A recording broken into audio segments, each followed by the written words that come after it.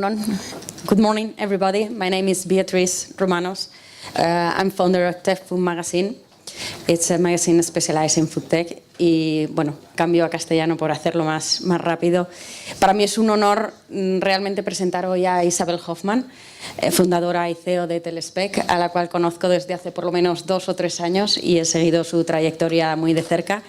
Y es un honor por 3 motivos. Aparte de, veréis en su biología, en su biografía como pues es una empresaria, matemática, ha fundado varias empresas, pero a mí me gusta mucho destacar cómo fue capaz de convertir un problema de salud de su hija en un proyecto que ha puesto en marcha no solamente un sistema que puede facilitar a muchos de los consumidores a seguir de forma más de cerca lo que comemos y tener más al alcance de nuestra mano esa transparencia de la que estamos hablando hoy. Un sistema que realmente va a tener y creo que puede tener un impacto muy positivo en el sistema de alimentación, precisamente por esa transparencia que pone en mano de los consumidores y, por qué no y menos importante, capaz de crear un proyecto empresarial con gran futuro y bueno, pues con grandes esperanzas de éxito y que no es menos importante. Así que, por favor, escuchad con mucha atención a Isabel Hoffmann porque su historia es muy interesante. Gracias. I'm Isabel Hoffmann, and I'm the founder and CEO of Telspec. And just following up with Paul's presentation, I did bring one of our sensors. It's connected to the internet right now. It is, I'm going to need some assistance here from someone that holds this, because I'm going to scan some food that has been contaminated. So I'm going to scan one of these plastics. Maybe we'll ask Paul to select which one he wants to be scanned. So there's 3 plastics here.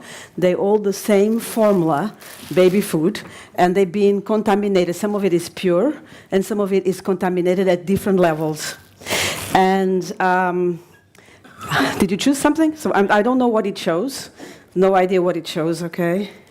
And so I'm just going to use my sensor and this bag with melamine, baby food, with or without melamine. And I'm clicking here, and you see there is some light coming out from the sensor into, it stopped going, okay? And it's communicating now via Bluetooth, wireless, and it is a bag with melamine.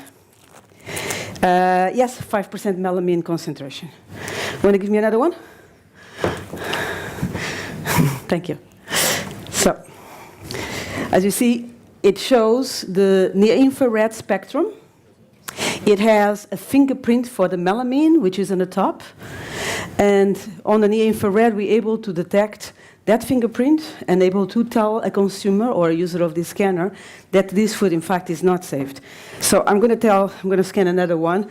As you see, the light, the yellow shows the light sending to the sample. Now, this is communicating with the iPad, and it's going to the cloud, and this one says it has melamine, and in fact it does, it's 2% concentration.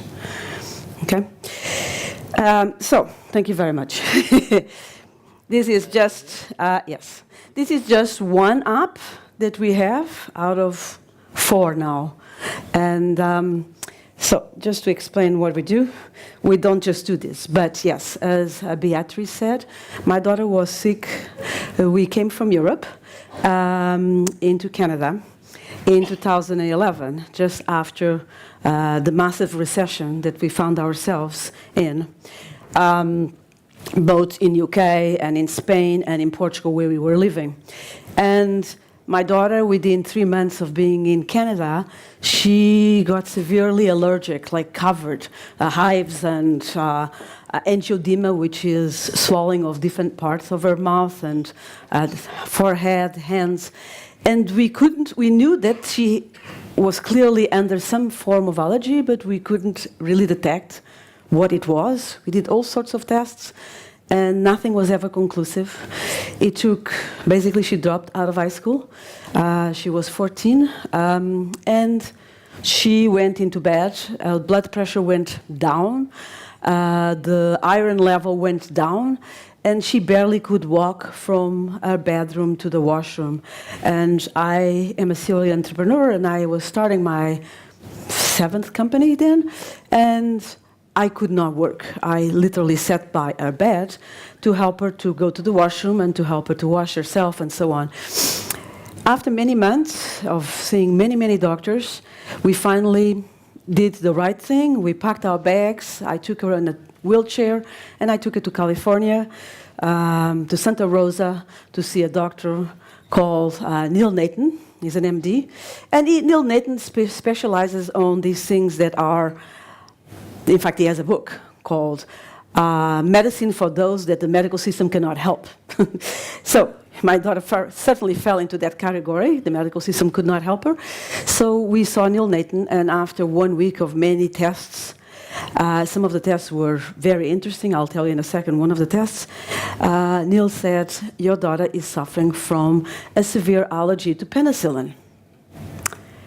And I said, well, that's kind of strange because she's never taken an antibiotic in her life. So how could she be suffering from an allergy to penicillin? And he said, well, likely in many things to do with food, and likely also in the food in a bedroom. You probably have penicillin aspergillus mold in a bedroom or in a house. Now, one of the tests that we did was a mold test. And this was developed by a medical MD out of, I think he's in North Carolina. And this test is a visual test. It has lines, straight lines and vertical lines and diagonal lines, all in black with shades. And my daughter looked at those different images, and she would say vertical with shade, vertical without shade, and so on, the different combinations. And I was sitting behind my daughter, and everything she said, I didn't see. When she said diagonal with shadow, I went like, gee, I don't see a diagonal, I see vertical. I don't see the shadow. And when Neil Nathan explained where he got the conclusion that likely there was some mold around her, was from this test. And I said, oh, I thought I was visually impaired of some sort. And he said, no, this is the most conclusive test. This is a test that we kind of do just to see, to rule out this mold toxicity that she had. So that led to me thinking of how to help my daughter. And the idea was, could there be something small in a phone, in any device that we carry along with us, that we could scan the walls for mold, the food for mold, for the microtoxins that are associated with mold, and could then that information be provided so that it could be avoided by someone like her. And it was not just someone like her, because the treatment that she had to do, it took us to many clinics where I saw many, many people suffering from the same. I'm not talking about one person, I'm talking about thousands of people. As soon as I sat down and talked with these people, I was like, my goodness, I can't believe this. This is such a horrible plague. So anyway, Telspec was born in 2013, just exactly at the time where my daughter was diagnosed. And today, it's 4.5 years later, we do have a device, and we have another sensor, a smaller sensor than this one. But the mission of the company is really to give real time, you saw how fast it was, less than 5 seconds, food analysis, non-destructive way. So nothing of putting the food, destroying the food, real time.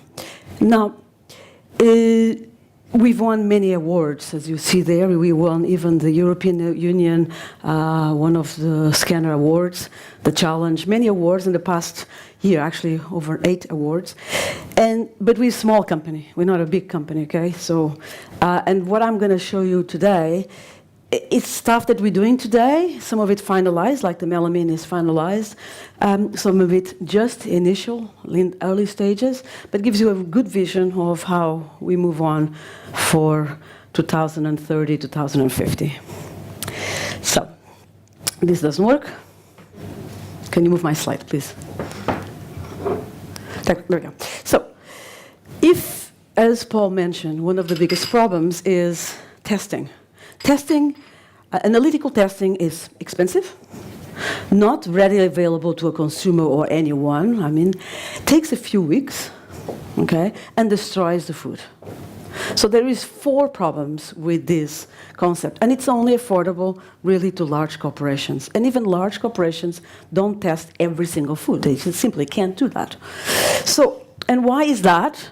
The main reason is that these mass spectrometers, these fancy instruments, even near-infrared spectrometers, are attached typically to a computer. So as the computational power is more needed, and one needs that, and I'll explain in a second why, you have limitations on the CPU. So by decoupling the computational analysis and placing it in the cloud, you can grow the servers in the cloud and you can scale.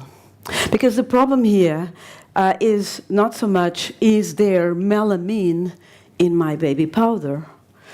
The problem is really what is in here. So it's not, it's again what Paul said just before me, it's not really saying, what is, this is a substance and what is there. It's really saying, what is here, period. Okay? So slightly different. And for that, you need many computational analysis, many algorithms going at the same time in parallel. One of our apps, the one for the diet that we have, it's not fully launched for the consumer, has 371 algorithms going at the same time in the cloud. So when you test something like bread, it has an algorithm for fat, has an algorithm for protein, has an algorithm for carbohydrates, has an algorithm for calories, has an algorithm for sugar, has an algorithm for gluten, and so on and so on and so on, for milk, for egg, and so on. So you see, all this is parallelly processed in the cloud at the same time, giving the answer still in 5 seconds. And you could never do this with a benchtop CPU. So we say that as a company, we're really a cloud-based spectroscopy company. That's our strength. And for cloud-based, what we mean is we have databases and we have machine learning algorithms. We actually don't use that much chemometric, for those of you that understand what I'm talking about. And so we don't use typical statistical packages. We use much more the artificial intelligence packages like quotient processes. So we have these 2 things in the cloud going on. And the database, our database, it's kind of an interesting database because of scans. It's, of course, a near-infrared database of scans, a spectral database, but it's correlated with the lab results. So for me to actually create this, for my team to actually create this ability to do real-time detection, we need to start with what the lab tells us. So the lab tells us that this meat has this amount of fat, or this meat is horse meat, or this meat is a mixture of horse meat with cow meat, and this is the visual correlation in the near-infrared for that. And now, if we have enough correlations, we can build a module of what it means visually for that scanner to scan the meat. Okay?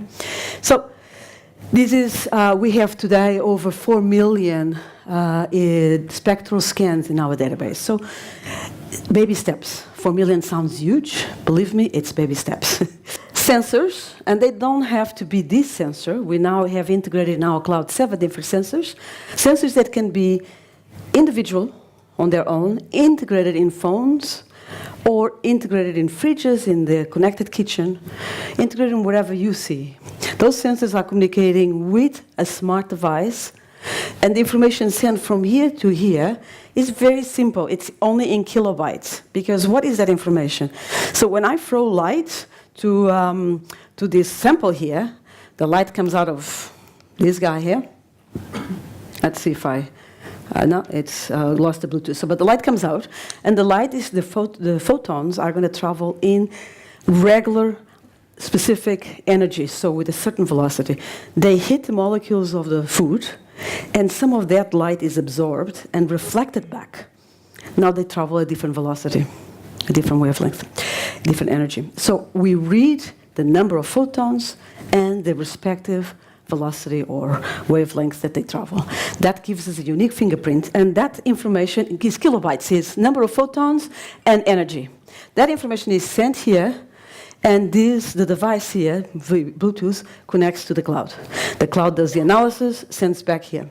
Now, the analysis, as you see here, there's many databases. There's databases of scans, there's chemical descriptors, because we do chemical analysis at the end of the day. There's analytical chemistry. There's the user profile, where the user is scanning, how he's scanning, geographically, what else is scanning, and the ingredients and health. This is kind of an interesting thing. We created a database of all the ingredients that you found in labels and their association to the health, positive or negative. Could be omega-3 is good for cardiovascular in general, or could be melamine is a carcinogen, by the way. It's now deemed to be a carcinogen, something that provokes cancer.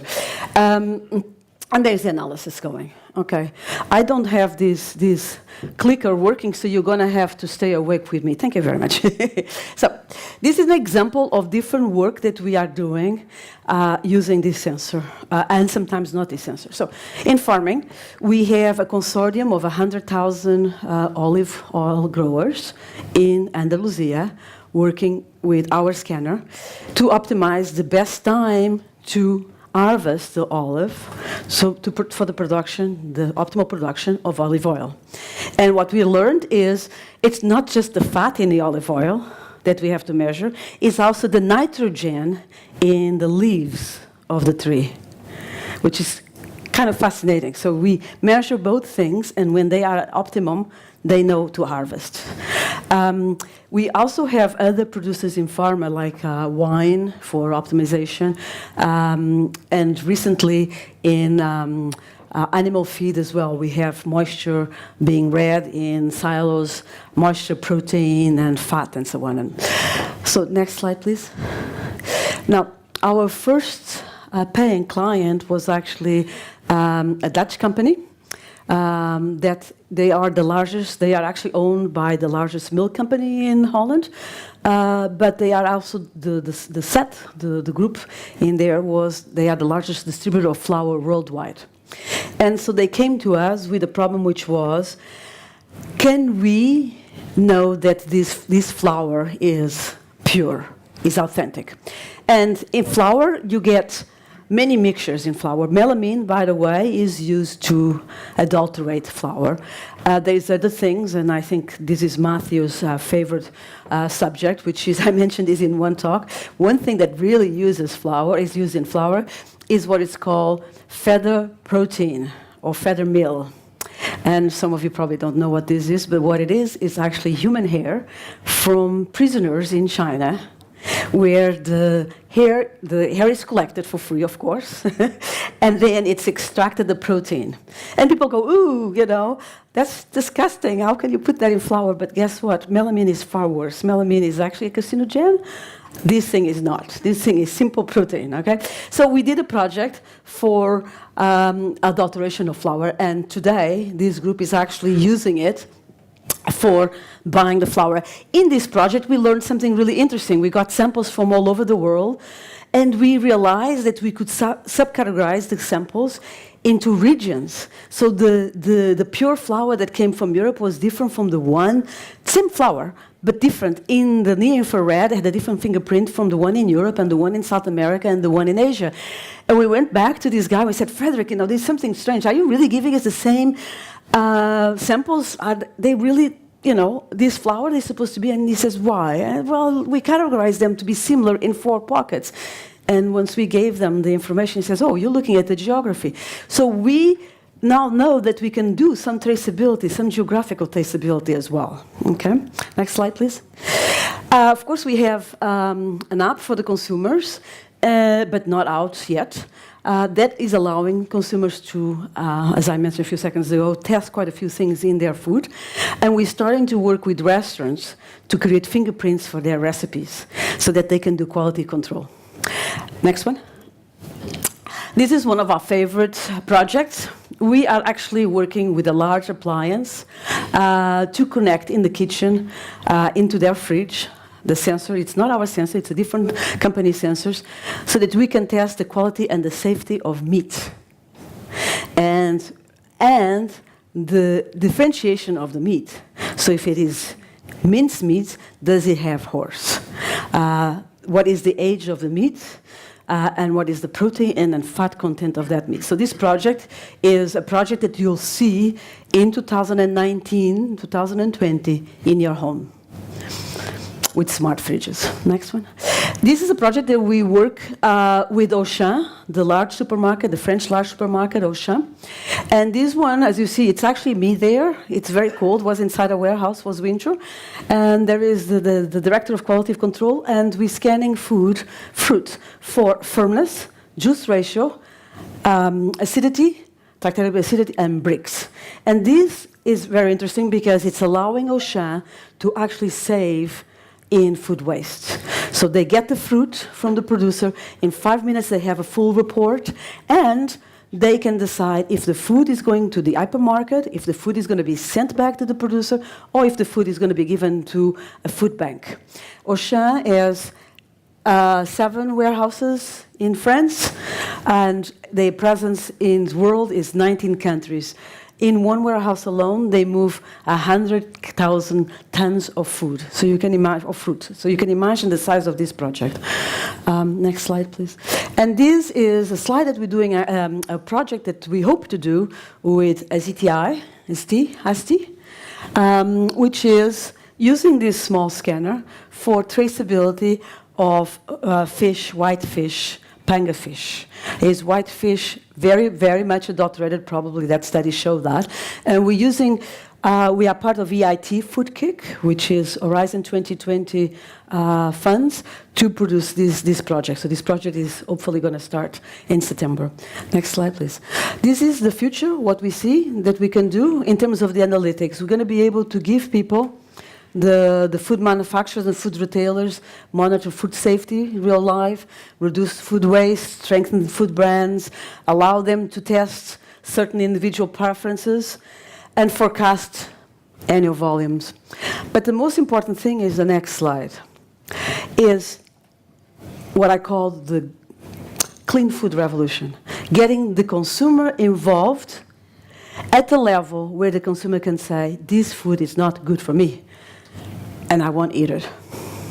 Getting the public organizations involved and public health to link stronger correlations between health and food, not just for bad health, but good health as well.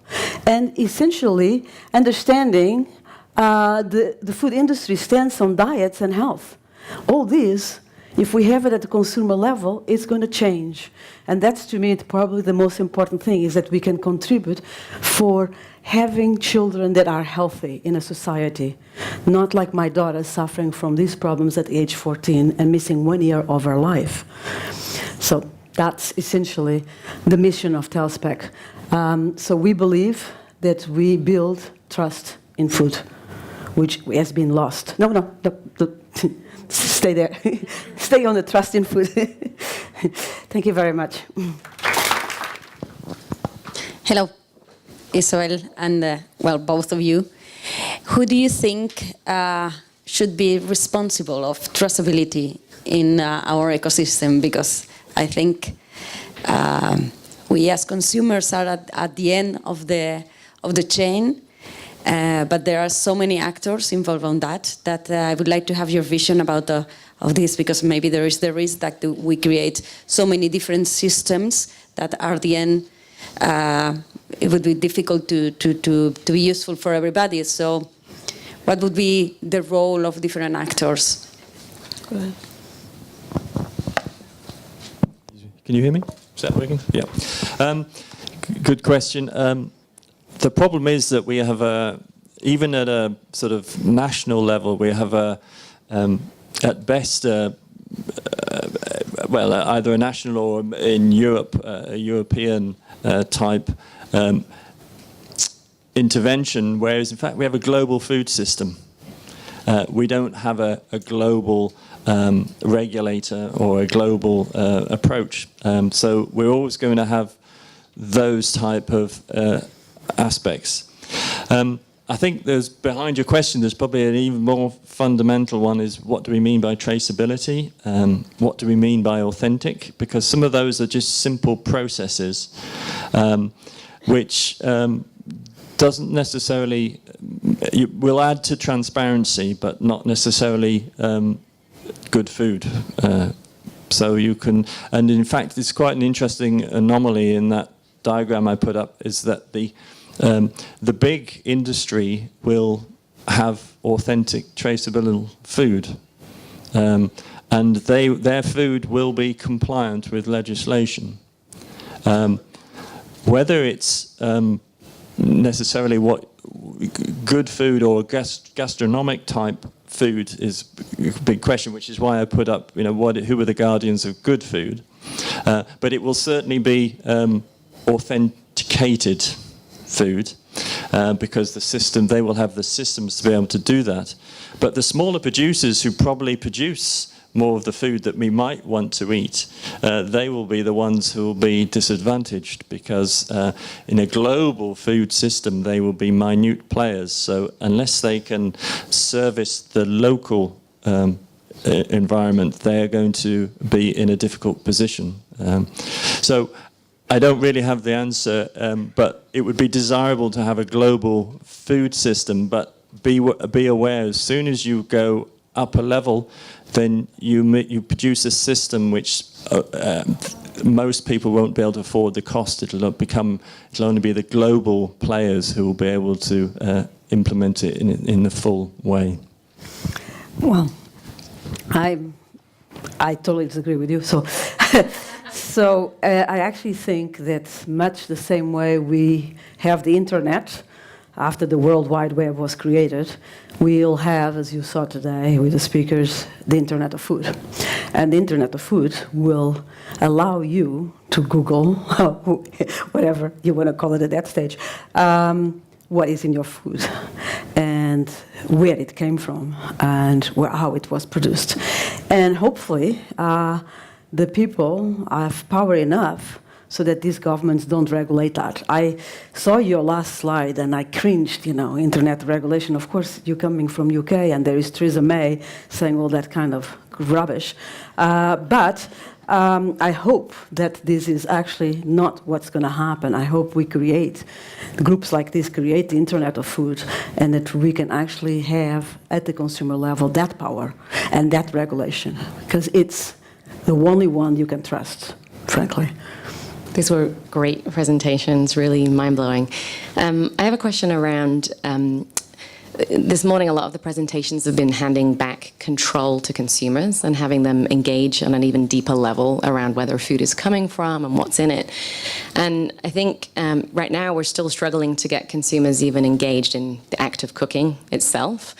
And so how do you think getting people to go even deeper and engage even more and sort of use technology, how do you think we get consumers to care even more and take on that sort of additional engagement and mental bandwidth, which we already know is an issue in some countries?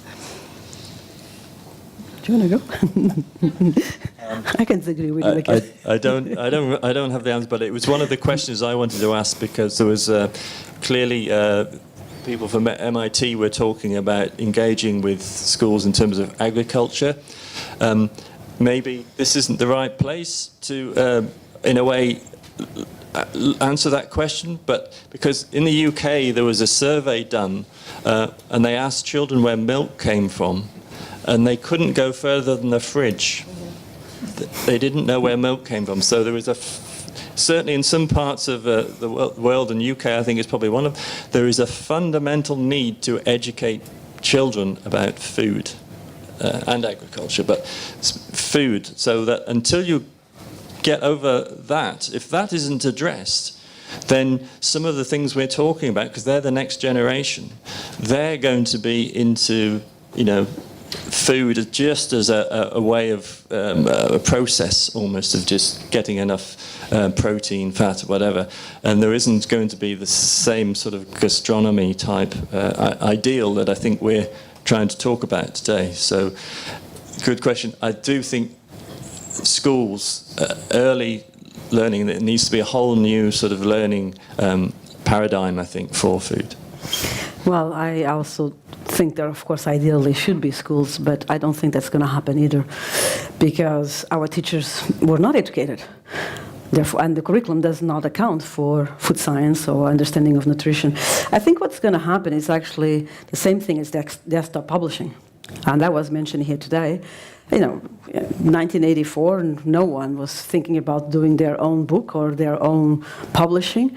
And suddenly, the tools for desktop publishing came about, and a few years later, everybody's doing it. So as soon as these sensors came into the phones, it's going to disrupt. And as soon as that happens, then we're going to have an explosion of adoption and curiosity. And hopefully we keep that curiosity alive, and there will be then maybe courses and information online. I think it has to be democratized, it has to be accessible to everybody before it actually does that turnaround. But I think it's there. I think we can see the light at the end of the tunnel on that one. We currently are working with 2 groups to integrate sensors into phones. So that too will happen. Can I throw a brick into your pond? The opposite may also happen. And nobody knows how a car really works anymore. And the people used to know that. And what you're asking is that people start to look at the engine again and how that functions, and even how the sensor in the engine functions. So I believe that people will look at food more as a product that they buy and that they process on their own, and have less interest in what is really going on in the food.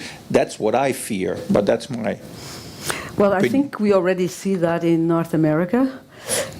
People are eating for entertainment and not eating for need. They're not eating for community, and they're not eating for taste or for nutrition. And as we were discussing last night, foods, they're fundamentally high caloric and low in density. I think it is the responsibility of the Europeans to keep that kind of thinking away from Europe. And I think, European Union has done a good job at that, preventing American meats to come into Europe, and creating things like EIT food. I think it's all the responsibility of all of us that are European to protect our culture, our heritage, and our way of life and way of having communities, and that's essential. And that makes a lot of sense for this event to take place. More events like this should happen in Europe. In North America, these type of events don't happen. People are not so concerned. If you mention things like melamine, no one knows what it is. If you even say nutritionally dense, the eyes are foggy about this one too. And also, a lot of the ads that promote this fast processing food that is not healthy, they should probably be banned. I mean, I'm totally of the opinion that, the same way we have in tobacco, it kills, we should have something in any foods, like potato chips that have acrylamide, a carcinogen. This product has a carcinogen. There is not known scientific evidence of the accumulation of eating this product and the effects in health. We do know it's a carcinogen. We should have that. I'm all forward a much more strict regulation that starts making people think about what really they're putting in their food, and it's not just something fast and quick and off they go. Hopefully you're wrong. Thank you. Congratulations to Isabel, because I think your company has done a great job and has been a good idea. And concerning this, I would like to, we have been speaking about traceability, but how can we teach our customers about traceability? Because most of the people that we are here, we work in gastronomy or in the food industry, but we have to think about the customer. Some of them, they don't know about traceability. And then also, I would like to add also, the whole traceability has a cost. So we have to transfer this cost to the product. So are the customers going to be able to pay this price? I mean, we are speaking about food, but we cannot forget the price and the cost of the product, because otherwise nobody will continue working on that, And that's it, more or less. I mean, I wanted to speak about that because I think it's important. We work in the food industry, we have the whole traceability of our product, but some of our customers, they don't even understand what's the meaning of that. Yeah, but what's not acceptable is to sell a product, labeling that product with a certain quality, and sell it with inferior quality, but still charge the higher price. That's what's not acceptable. That's what we want to make sure that does not happen. So if you're eating your fish and it says sole, and it's not sole, and it's, pangas, this is not acceptable. And I understand that restaurants may do that because they don't have the knowledge or because they want to cut costs. But the consumer should be informed. I mean, for instance, in the case of sole and pangases has no omega-3. It's full of antibiotics. It's absolutely of no nutritional value whatsoever, as opposed to a sole or a grouper, which is often, confused by or traded as, that has omega-3, so it's healthy for us, and is full of nutrition. So again, maintaining not the thinking that calories, that's what's important, but maintaining the thinking that what we need is nutritionally dense food, not highly calories. Not high calories. They're very different concepts, right? And the processed industry has basically created high calories. Let's feed the planet with minimum nutrition and tons of calories. This is the reason why we have the obesity epidemic. And it's coming into Europe. It's everywhere already. I mean, you see the fast foods everywhere. So we, especially you guys that cook, you have a responsibility to stop that, to educate the consumer that processed food doesn't have the same. The problem, I think, is also because the cultures, we don't think long term. I mean, by the time we are 50 or 60, you go, oh yeah, I should eat properly. But we're never thinking long term, and that is part of education. We have to start thinking long term. It's not going to affect you tomorrow, it's going to affect you long term.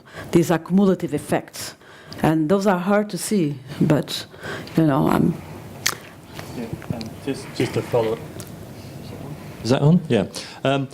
We had a meeting in Quebec with sort of North America and in Europe, and we were discussing really trying to anticipate what the consumer wants. And there was a general feeling that in terms of food authenticity or whether it's genuine or not, that really the move is to get to the same situation as food safety, so you don't have consumers going around checking whether the food is safe, apart from one or two areas. So, allergens, yes, and maybe sort of new parents might be looking at all of these aspects, but so the first child gets very safe, sort of, second child, third child, anything goes because you're more relaxed. But basically what I'm saying is in terms of food safety, we don't go around with scanners checking the food because we have the infrastructure to assure us that the food is safe. And the thinking is that we need to get to the same way in terms of food authenticity. So you don't go around checking whether the food is authentic because the infrastructure supports that. The feeling where the consumer really will be interested is not in food safety, but in health. So there, people will be wanting to know that they've got the right food for them as well, not just what is healthy. As someone was saying, with personalized nutrition, it will be what's healthy for them. So there, I think there probably is an application. So just to go on with the wisdom that you have shared, I think that is key. For me, it's a key thing to maintain this wisdom from the grandmothers or whatever, because if not, there is a lot of information and people don't understand. And if you don't understand, you are like a slave on the trends. And it's very difficult for the people to really understand which is the right thing that you need to follow. So for me, really, the knowledge, it's a huge responsibility of the institutions. I think that it's a huge responsibility also of this sector, because this sector is the influencers of people. So really take this responsibility to follow the right trends, not any trend that is nice to follow, but really the healthy one and the longer term. So combining this responsibility, increasing the knowledge of people, and trying to keep this tradition, and I like very much, Isabel, your proposal, being transparent, I think is the three things that we need to keep. Thank you. Thank you very much. Thank you, Paul. Thank you, Isabel.